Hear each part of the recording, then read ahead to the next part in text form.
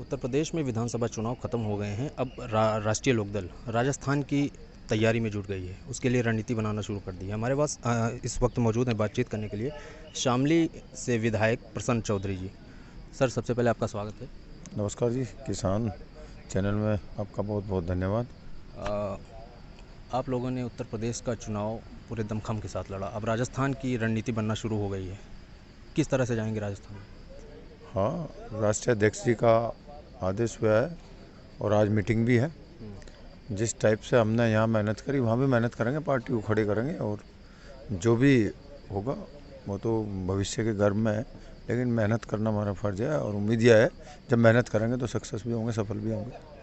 आप सर चुनाव जीत के आए हैं, किस तरह से आपकी जो क्षेत्र की समस्या है, ज़्यादातर गन्ना किसान हैं वहाँ पे, और भी जो कृषि से संबंधित समस्या है, उसको किस तरह से आप आगे विधानसभा में उठाएंगे?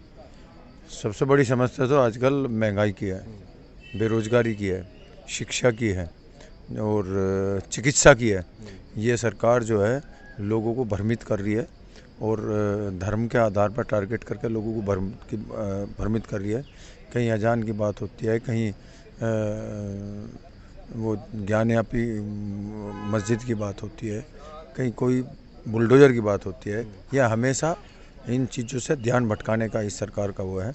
गन्ना पेमेंट किसके किसान हैं उनकी पेमेंट लगभग मेरे ज़िले में 1000 करोड़ रुपए की पेमेंट सरकार पे, गन्ना मिलों पे सरकार किसानों की है और जो ये नहीं देने में अभी नहीं दे रहे हैं। आपने शायद अभी हाल ही में पत्र भी लिखा था। हाँ, मैंने पत्र लिखा था आदरणीय जो संबंधित मंत्री हैं, मंत्री जी को, और उसमें कहा भी था कि यदि आप पेमेंट करा रहे हो ठीक है, नहीं तो हम सड़क पर उतरेंगे। अभी देख रहे हैं क्या है, 2-4 दिन में पता चल जाएगा इनका शेड्यूल क्या रहेगा पेमेंट का, उसके बाद हम आंदोलन करेंगे। अच्छा, आजकल जिस तरह से देश में राजनीति चल रही है, वो चाहे धर्म के आधार पर बांटने की कोशिश की जा रही है और तमाम मुद्दे हैं, बुलडोज़र एक बड़ा मुद्दा है, इसको किस तरह से देख रहे हैं आप? नहीं, ये तो सरकार अपनी कमजोरी को छिपाने के लिए, महंगाई को छिपाने के लिए, जिस कदर महंगाई बढ़ी हुई है, रपा रोज़ घट रहा है, रपा अपने बिल्कुल निम्नतम उस पर आ चुका है, तो इन कमियों को छिपाने के लिए अभी सिलेंडर पे 50 रुपये बढ़े हैं, उसे नहीं ये कुछ कर रही है। डीजल पेट्रोल पे पैसे बढ़ रहे हैं, उसके लिए ये कुछ नहीं कर रहे हैं। तो अपनी कमजोरी को छुपाने के लिए ये सब कार्य कर रही है। अब ये देखो कि मिलिट्री में भर्ती के लिए लोग नौजवानों को आंदोलन करने पड़ रहे हैं, ये बड़ी बात है। मिलिट्री में भर्ती जहाँ हर तीसरे महीने हुआ करती थी वहाँ भर्ती नहीं हो रही है, एयरफोर्स में भर्ती हुआ करती थी हर तीसरे महीने, वहाँ भर्ती नहीं हो रही है। तो बेरोजगारी है और शिक्षा में भी बहुत कुछ कर नहीं पा रहे, चिकित्सा में बहुत कुछ कर नहीं पा रहे, और सबसे बड़ा मुद्दा है महंगाई का। ये उन्हें छुपाने के लिए दूसरे तरफ इस जनता को बहका रहे हैं। जब बात करें अगर आपकी विधानसभा की, शामली विधानसभा के लिए क्या आपने सोच रखा है कि 3 बड़े काम करने हैं?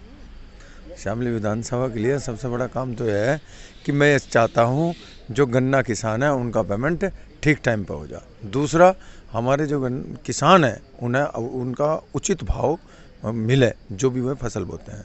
तीसरा, वहाँ नौजवानों के लिए स्टेडियम की व्यवस्था होनी चाहिए, वो ज़रूरी है। चौथे नंबर पर वहाँ कोई लड़कियों के लिए बहुत बढ़िया इंस्टीट्यूट नहीं है, उसकी व्यवस्था हो। एक वहाँ जो मेन प्रॉब्लम है, वहाँ जाम शामली के अंदर लगता है। अब देखो, बाईपास यदि तैयार हो गया तो जाम की कुछ राहत मिलती है, नहीं मिलती है तो नहीं, तो उसके लिए हमें कुछ ना कुछ करना पड़ेगा।